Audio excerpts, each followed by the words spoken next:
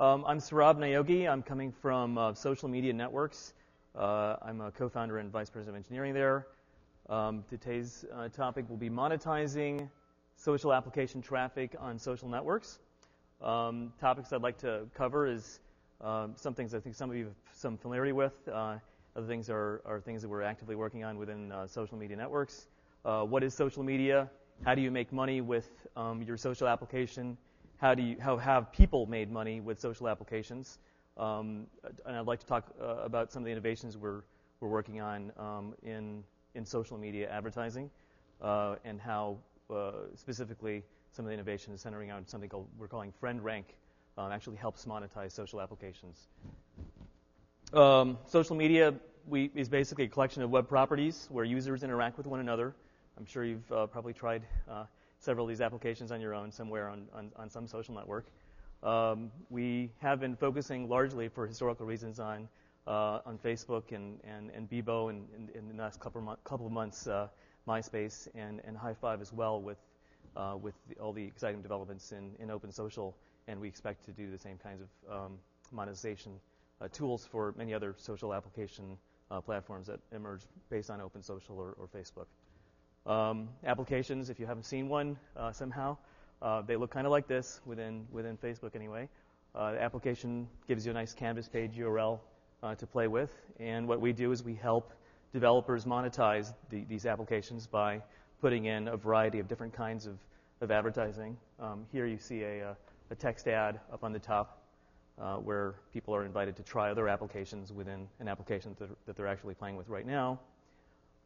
We basically help developers in a very AdSense-like way to monetize their own social applications. You just log into socialmedia.com and grab a piece of ad code and put it into your social application, and within a couple of days or a couple of weeks, you'll have your first payment coming from us. We're also inventing new ways of making advertising work within social applications and social networks more generally, which I'll talk a lot about today. This platform allows us to use the social data that some of which is available directly off of the social network platform, and others which require some intelligent processing to actually deliver better social advertising to social media users. And we have lots of developers who are running these sorts of ads, text ads and social media ads on the top 4 social networks. Our history, we're basically hitting our 1-year anniversary right now. We released a couple of consumer applications of our own last June, or actually end of May. Traxer for Facebook, Food Fight, Happy Hour. I don't know if you've played with any of these things, but it was stunning to see the viral growth that we saw in the install growth on there. We also released one of the first meta applications on Facebook called Appsaholic, where any Facebook developer could track the install growth of their Facebook application. Very quickly, we saw a lot of developers wanting to see a lot of that and want to promote their application or monetize their application. So we added that basic sort of ad network functionality within that Facebook application called Appsaholic. We got some quick traction on that by the end of summer, and we halted the development of our own applications and focused on Appsaholic and the social media network business that we're in right now. By the end of the year, we saw a lot of folks, a lot of the social networks getting excited about using the open social containers or the Facebook platform variations, specifically on Bebo, on Facebook's side, and in the last couple of months, as I'm sure you all know, the efforts of last fall here by Google has enabled MySpace and High Five and many other social networks to add that social application functionality to any social network. We are now, based on our experimentation, going to be releasing social media ads and social banners and many variations on that, which derive from this sort of background history from what we've been doing on these social application monetizations efforts. Our rough network metrics, this changes every month, it grows very quickly. We've been delivering 3 billion impressions every month for the last couple months across now Facebook, MySpace, Bebo, and High Five, reaching over 25 to 30 million uniques. We have over 5,000 social applications built by 700 or more developers, changed every day, and 100, at any given moment, 100 advertisers who advertise on our network, including brand advertisers, performance advertisers, and other developers on our actual network right now. This inventory of some of the top applications that our developers are writing.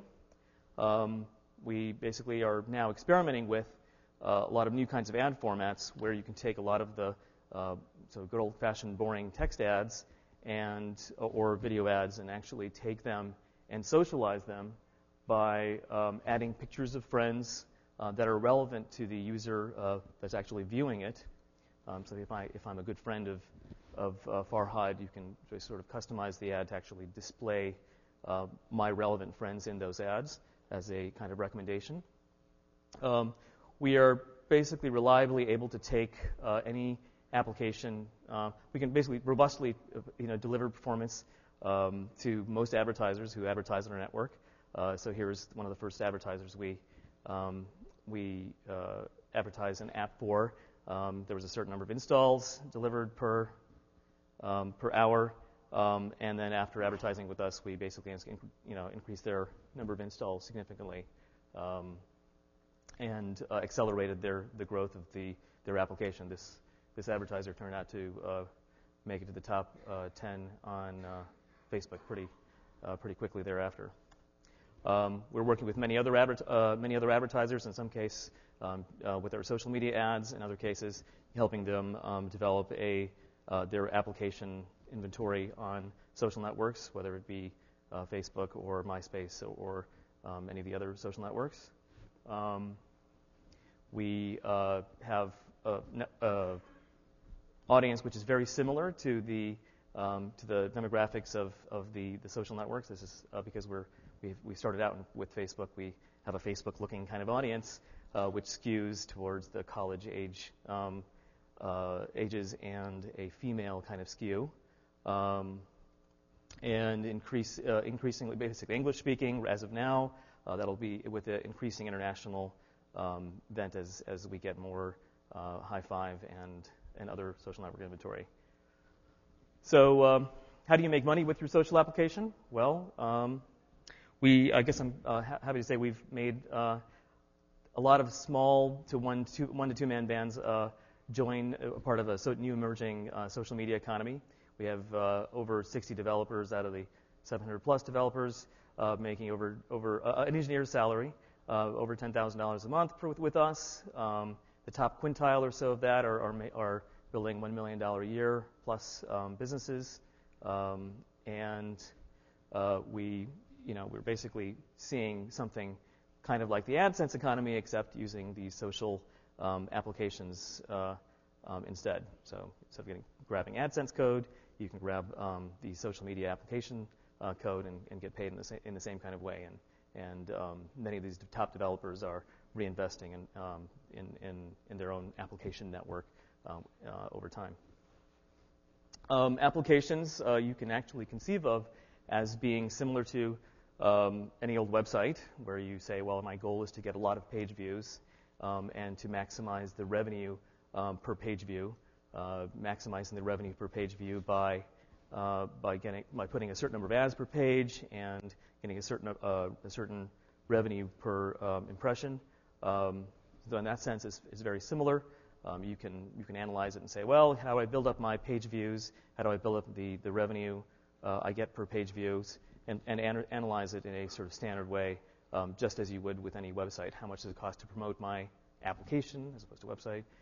How do I ensure return visits? The exciting new piece of applications, which a lot of people have leveraged, of course, is the viral aspects that are enabled by some aspects of the social networks, whether it be the invite systems of Facebook or the bulletin posting systems of MySpace, where you have to balance the user experience with with the level of viralness that you'd like to achieve. At the same time, applications are not like websites. Predictability in the social applications is a lot harder. I guess the analogy we've been using for our own purposes is that applications are very much like music and a sort of a hits-driven business. So there's, if you try building a social application, you always have this, will it take off? Will it take off? Kind of question that you ask yourself. So, if you have a failed application, you'll be like, sitting sort of flat and have to promote to get some growth. If you have a successful viral-ish application, you won't need any promotion. It'll sort of take off. And even if you engineer the viral tuning sort of functionality, you have to sort of get certain things to happen in order for it to take off. At the same time, after you get it, if you're lucky enough to get it to take off, there's a sort of burnout that many applications typically see. So it's like a top 40. It hits the top 40 and sort of dies down. And if it's any good, it'll sort of stay at some cruising altitude. If it sort of doesn't deliver much value to users, it sort of falls off and dies away. And there's a lot of lessons that you can learn from the Facebook universe as far as what kind of sucks and what doesn't deliver real value to users, and see how they could or could not apply to the new social networks that have social application platforms like MySpace. And I guess now this summer we're seeing a lot of the repeat kind of stories that we saw last summer on MySpace in terms of their feeling like a new fertile ground with High Five, MySpace, and others who have open social containers to develop on. So if you get it to take off, there's little need to buy traffic.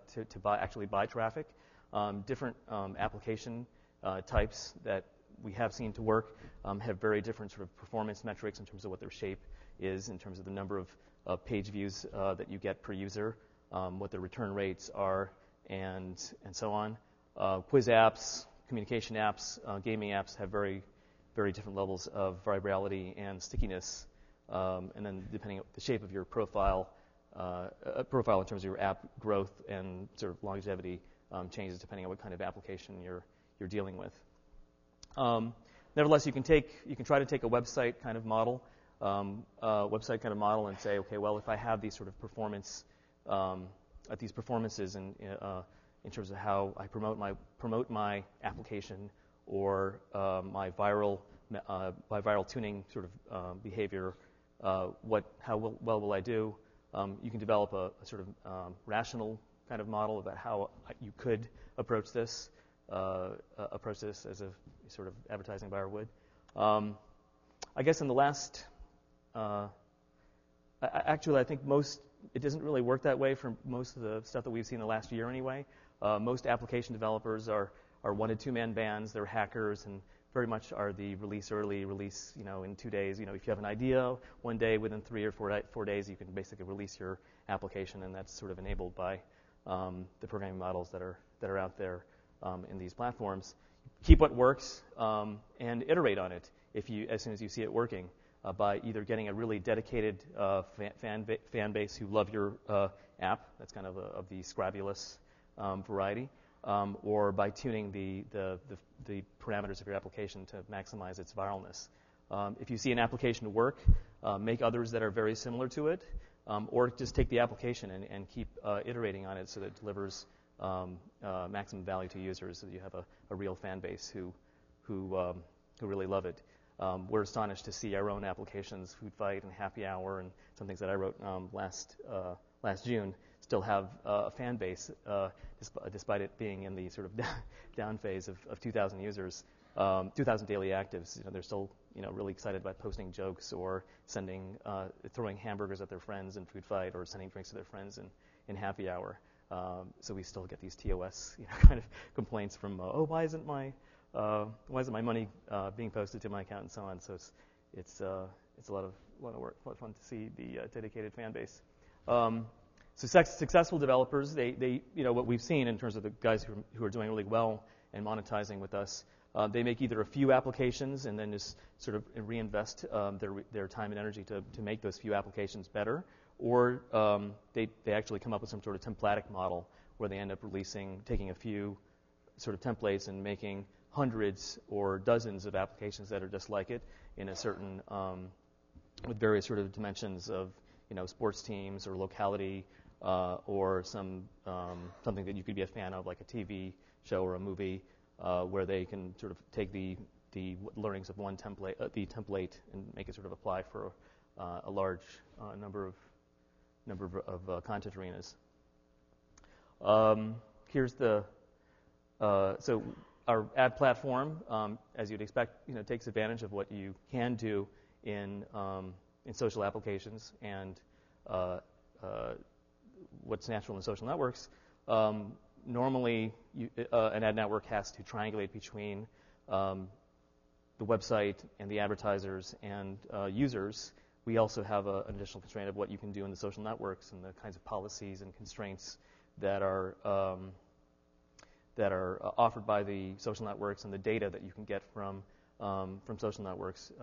Facebook for FQL, and for MySpace and High Five, the OAuth and RESTful API systems that we have. So we've been sort of trying to figure out how to modify our ad platform to work within those different kinds of data sources, and building different kinds of ad products and targeting schemes that are natural within this environment. Most specifically, we have sort of the obvious analogy to behavioral targeting and content sites, where we classify applications into a application taxonomy based on the type of application and how the consumer actually uses or thinks about the app. Is it a gift kind of app? A gift app? Is it a dating app? And sort of matching the kind of app to the kind of advertising that sort of works within that application category. So we have a set of application types that we sort of semi-automatically categorize applications into and match that up with the purpose in the advertising category. So depending on what the application type is and the consumer use is, you can take the different kinds of application types and application uses and make that match that up to the advertiser universe.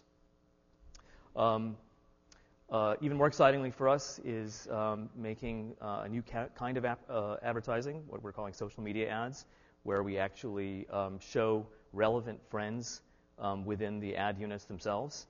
Just as you have search engines having the ads and the search results sort of bearing some similarity to each other, it's kind of natural to have the same kind of thing happen within social network inventory, where you have the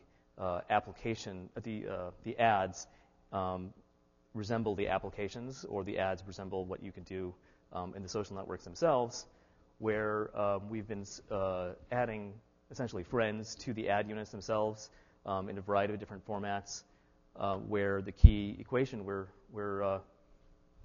figuring out is how do you take friend data in the ad and sort of get interactions to come up with a new ad format. So we've been obviously inserting relevant users' friends into the ad creative to make it more engaging for users. We're building friend rank technology to figure out exactly for a given user who the most relevant friends are for that user. You can have multiple friends for different kinds of ad formats and integrate the marketer's messaging with different sort of ways, asking different questions, getting endorsements from certain people to be broadcast to others who see sort of variations on the same ad. Underneath those friend rank algorithms, we have some basic numbers. We have a simple scoring scheme of five being a really relevant friend, one being a really not so relevant friend. So if I'm interacting with a lot with Seth in my social applications, Seth might have a rank of 4 and would be more likely to appear in a social media ad that we serve, and therefore I will be more likely to actually click on and respond to. And depending on what your ad format is, you can actually use that generic idea of inserting people's names and pictures in a variety of ad formats.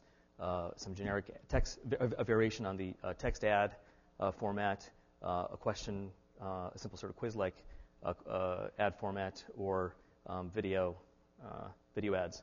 And so we're basically trying lots of experiments in seeing what sort of ad formats people really respond to, while tweaking the human psychology behind how should I rank a person's friends given the interaction that we've actually observed. So depending on what your social network is, you see on the average of dozens in Facebook's case to hundreds to in some cases thousands on MySpace and High Five, where our challenge technically is to figure out how to figure out who actually influences a given user, given what data that we have in fact observed, and match that to the different kinds of ad sort of verticals that we happen to have customers for. We sort of expect that at least for social network inventory and social application inventory that we sort of have as our to play with, that the ads are naturally going to be social, just like the content that they happen to be situated next to. And our objective is to improve our friend rank technology to figure out who actually influences who for what kind of products and services that an advertiser would actually be advertising. And on the whole, we expect this will be good for users, good for publishers, good for advertisers, because they're socially relevant, because they're higher engagement, and ultimately publishers can earn higher revenue if they are in fact more engaging. And ultimately, if users are happier, the users will have a good user experience. Here's where we are in terms of some of the data we've seen with these social media ads. In the back end, we're determining relative influence a person has with all of their online friends based on the amount of interaction, the type of interaction, which apps people are doing what to whom, how recently those interactions have occurred. And our initial experiments have shown that we've gotten click-through rates improvements on the order of 150 to 300%, which obviously translates into higher eCPMs. Depending on what kind of friend you show, this is all sort of algorithmically dependent on whatever friend rank algorithm happens to be at any given moment. But if you interact with friends a lot, you'll see high click-through rates. Those are the ones we would tag with 5. And with ones, you don't see much of a lift or less or sort of a at random kind of behavior. So we've seen, like so for here, if you show friend rank 5, you'll get a click-through rate of 0.24% on the average across all our social ad campaigns, and if that's basically double friend rank 1, which is a 0.12. So you get these different kinds of lifts for higher friend rank friends. Just take a couple of campaigns to be concrete. None of this is super scientific because there's so many sort of control variables being manipulated here. But if you ask where will your joyride go, the Autobahn, grandma's house, it's just you, your friends, in a BMW series, you have a certain click-through rate of 0.27%. If you socialize it and ask who rides shotgun when you drive to Siberia, went to do extensive hot dog research, Rob, Ratnasri, Farhad, or Aaron, you see a click-through rate improvement of 215%. Conversion rates are a little lower, but on the average, it's a higher eCPM ad. Similarly, for another campaign, you see the same kinds of improvements when you compare social ads to non-social ads. Here's another example.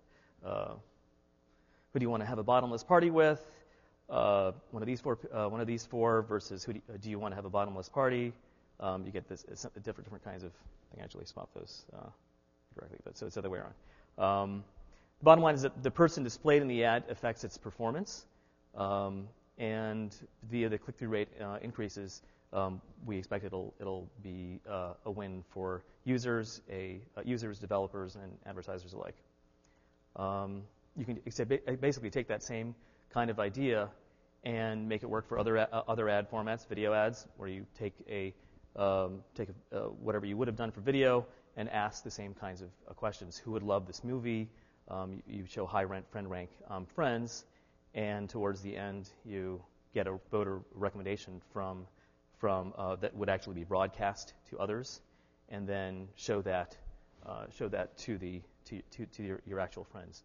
And we this is not for that actual movie, but for some of the video tests, we've seen similar kinds of improvements in click-through rate, depending on whether it's a first look or a actual recommendation made by a person to another.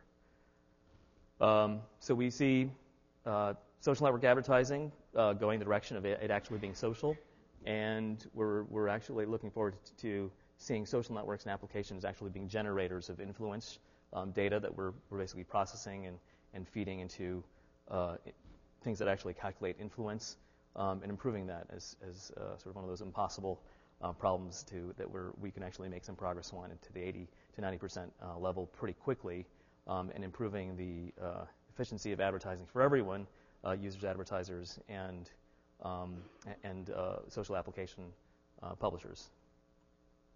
With that, I'll just answer whatever questions you have. Okay, I guess the organizers would like to have everybody ask questions on the mics, so if you can just jot over there, because it's okay, just for the recording purpose.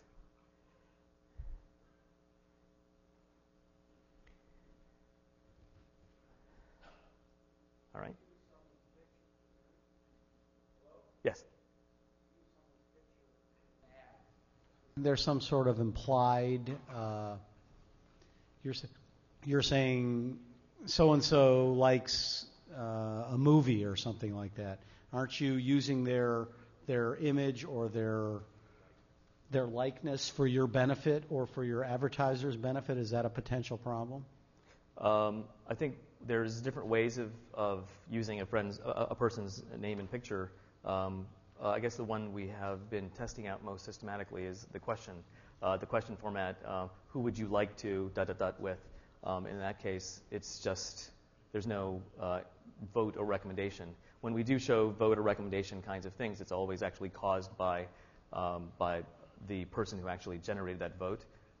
So this is true and honest to whatever the user has actually done in the vote recommendation case. In the other case, it's very similar to the kinds of things they're already doing in quiz or gifting applications already. But if there's some implied approval by that person that doesn't actually exist, is that a concern or not really? I think we actually have a best practices guideline that we offer to our advertisers to make sure that they sort of conform to things that are actually balancing the needs between users and advertisers. You don't want to have the users consent, lack of consent for a given user actually cause a problem for the users, and so you have to balance us as a social advertising network. We have to balance the needs of the users and being truthful with the needs of the advertisers. So we don't want to have arbitrary biases toward the advertiser. So we're very careful to basically say, well, for every social media ad at present, in order to not betray the user's trust, we have to actually approve it and make sure it's not going to violate the user's privacy in some cases, or the trust that we sort of would like to maintain with the users.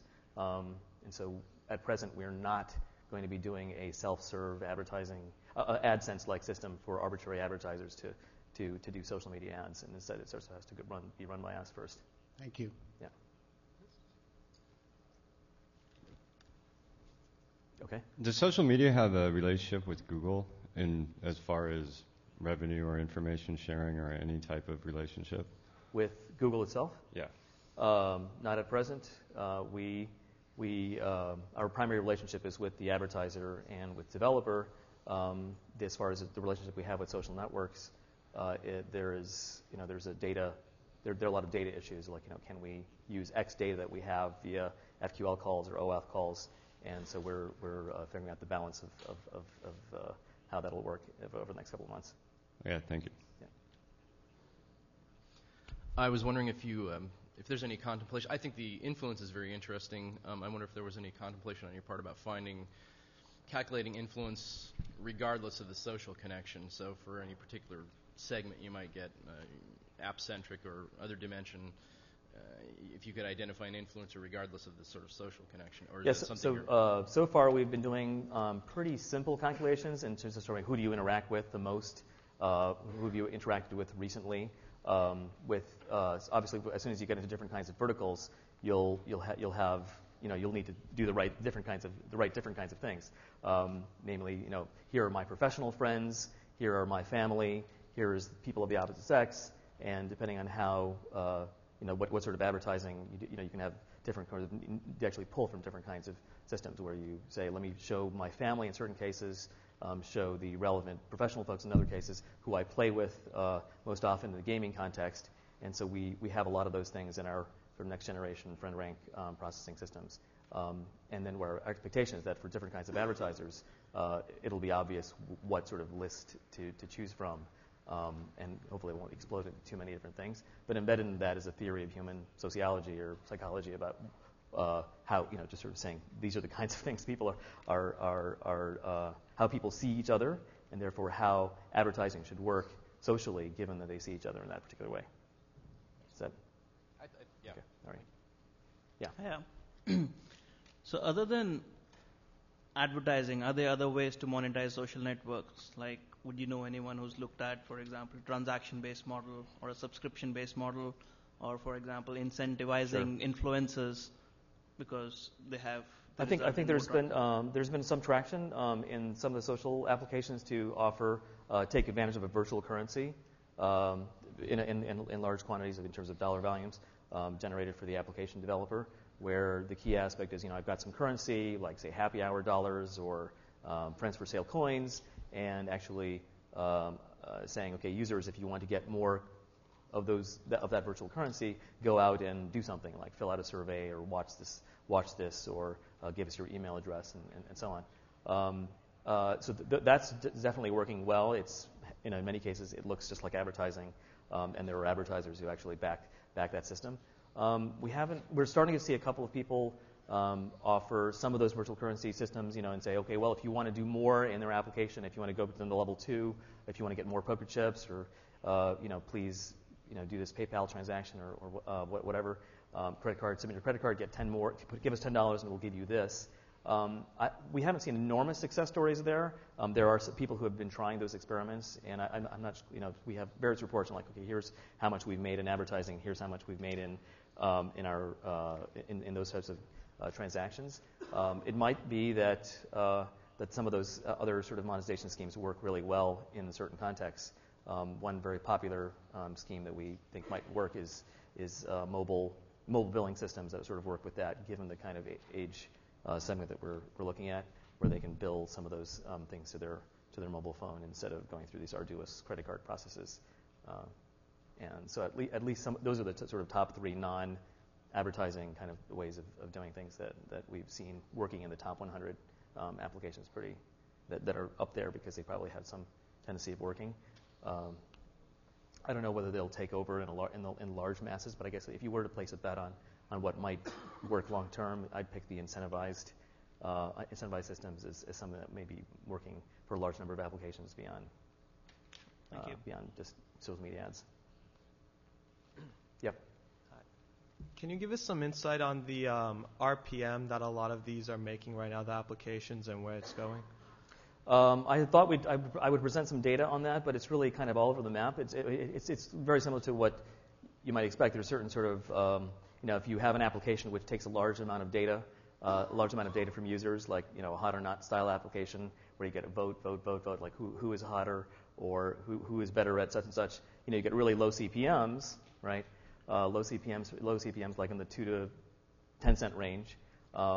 That's sort of one extreme where you have a large number of page views and a very low eCPM generating, a pretty large amount of cash.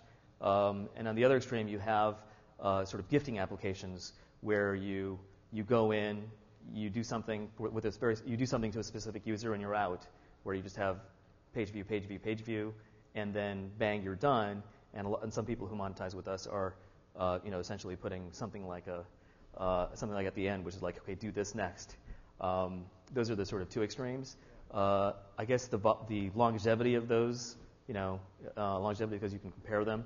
The ones that we're sort of seeing last the longest are applications where it's a more engaged process, where you go do something, you go use the application, you actually play a long game, and in the middle of that process, you might have an interstitial. You might go do something and come back to that over many sort of sessions, and those are the ones which we see sort of living a long life in the social application universe. Do you think you could give any insight on like average RPM for a lot of these different styles and actually what is being made at this point? It would blur across many different styles. Like, do I put my units up here? And so it's hard. But our network CPMs are in the 25 cent to 50 cent range, and depending on if you in one style of application, if it's in the sub 10 cent range, other applications are well above $1. But then you have a small number of page views, so you have to run those sort of balances whenever you look at that sort of data. So we don't have the typical application makes this much type of story. It's really you have these different classes of applications, and I guess it's possible to say, well, for all the quiz apps, it's like this. For all the voting apps, it's like that. For all the gifting apps and true games and flash games, you have these different buckets, but it's a function of so many other things in terms of numbers of ads you place on the page that us putting precise data on that might be a little bit misleading. Thank you. Yeah. Anyone else? Yeah. Yep. So in the past, you see sports figures and things like that pulling down large salaries for endorsement deals. And essentially what social media looks like is kind of the long tail of endorsement deals, except for the fact that the person doing the endorsing doesn't actually get paid. Do you foresee in the future that shifting, or do you think that people are just generally too naive? I think there's as far as compensating users, like a sports figure, if you actually try to do some math, it turns out that people would make just a couple pennies for their across their friends. So it's probably economically not viable for the vast majority of people in the long tail. Nevertheless, people make $3 a month on AdSense. So maybe it's possible. It's possible that actually could figure into that AdSense-like economy in some way in the future. On the other extreme, on MySpace, there's a lot of people who literally are sports figures or who have profile pages and can actually show up as relevant friends in the MySpace variations of these social ads. And whether there's an economic model for social ads where if I'm a friend with such and such musician or sports figure, that you could have an economic model that would actually work in the way that's parallel to what happens in other forms of media. And that would be interesting to think about how that might work, but not at this time. Yeah. Another one?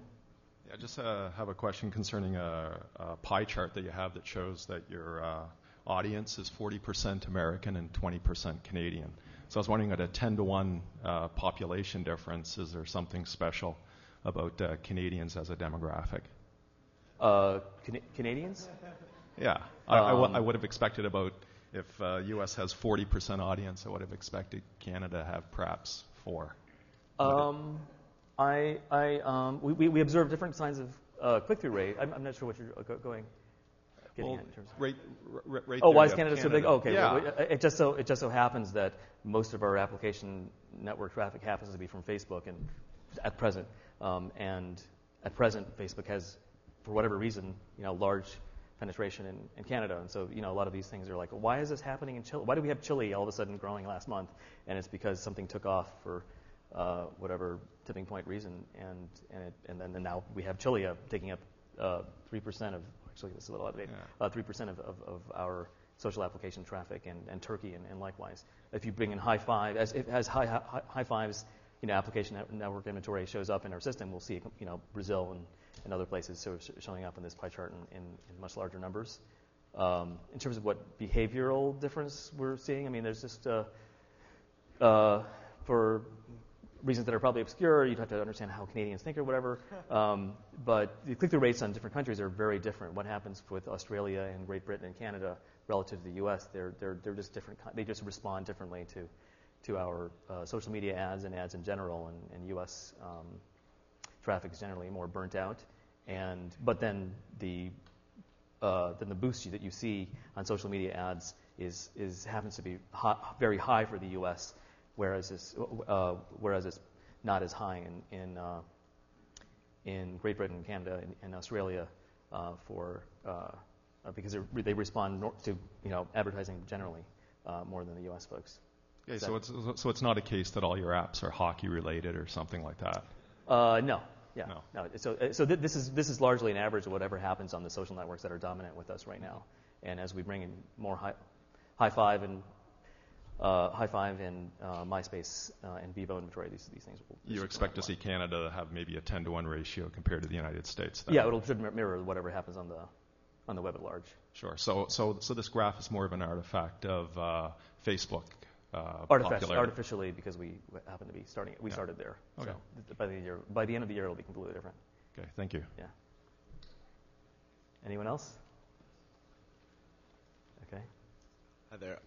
I'm curious if you have any research regarding the effects of these ads in terms of driving actual purchase of a product or, consideration of a product in terms of how somebody might be affected by the advertising. We have been our sort of in terms of conversion rate statistics. We haven't been dealing with a lot of sort of e-retailer kind of advertisers at present. We've been dealing with sort of entertainment or advertising kind of folks at present. So we don't have a lot of data on that. But we have been doing various experiments with some of those, and we just don't see enough. It's just that people are so entertainment oriented in social applications that we don't see a lot of demand to go out and buy stuff, especially with the age demographic that we're looking at present. Okay. Do you think that in the future that people will be able to actually measure the effectiveness of these ads in that type of way? In terms of the conversion rate increases? Yeah, regardless of vertical. We've actively not been trying to go press that boundary because transaction data is something you probably is the riskiest of all sort of data to share with your friends. So we'd like to. That's probably the hardest boundary to cross in terms of so sticking to lightweight, more social kind of interactions is probably where we'll stay for a little while, where we expect to have the most traction with advertisers being okay with that boundary. All right. Yeah. Okay. All right. Got a couple more minutes here. Okay. Yes. Hello. Did you guys ever run into problems like having too much of inventory and not having enough advertisers? Too much of a inventory in the sense like you have apps but you don't have the advertisers. Yeah. So we have a lot of. So I mean, as with a lot of supply-demand sort of situations, we have a lot of application inventory, and we're right now balancing our brand and DR sort of mix, and depending on what kind of demand a brand advertiser has, you either have too little traffic or too much traffic to deal with. So in some cases, people who want to target 14 to 17-year-olds, you have one kind of problem where you just say, well, I can't find enough 14 to 17-year-olds because you offered that sort of targeting, and then therefore you have to sort of manage the eCPM auctions in a certain way. In other cases, people just want to reach all of the U.S. You have another kind of level of supply and demand, and it just depends on how the advertiser sort of sees their particular segment in the grander pie chart. But we have, because of the plethora of inventory in the aggregate, we've had to move to actually absorb a large amount of DR advertising, not just brands on their own. In the beginning, in August, September, October, it was only advertisers, and then we had a let's get more supply problem, and now it's the opposite. I see. So we'll see how that. And plays how out. do you guys fix the CPM rates? Like, is it dynamically based on demand supply, or? We run pretty much eCPM auctions, just like every other ad network now. Click-through rate times PPC bid is on the CPC versus CPM bids, or just whatever they are, versus CPI buys are click-through rate times conversion rate times the cost, the PPI. So depending on whether you have a CPM or a CPC or a CPI advertiser, you just compute the eCPMs for each ad, and run an eCPM auction for a given ad impression. And we've just been doing certain things specifically for social media ads a little bit differently, given that we don't want to burn out the social media ads specifically, and doing the apographic targeting in the middle of that equation, so things are boosted and attenuated differently. Yeah, thank you. Yeah. Okay, I think I'm the last one here. So what percent of users, advertisers, actually direct advertisers versus ones that you have a sales force for? Like, are the self-service model, or is it mostly by brand advertising by your internal sales force? We offer. You can go on socialmedia.com and use our self-serve platform. We started out in August, September, October, where advertisers only use that. Now we have a sales force going out and evangelizing social media ads and now social banners. And they're most of the agency and advertiser accounts would deal with an account manager type person. And so we have 5 folks who do that all day. I think the question was what percentage actually do self-service versus the more hands-on. For social media advertising, yeah. That's only done through your account manager at present, it's more of a let's try this, let's try that kind of model. For the text ads, you can run everything yourself with the self-serve advertising. You go in and put a deposit via PayPal or credit card, and then your balance is what you use, just like with AdSense and a lot of other systems like that. Anybody else? Okay, thanks very much.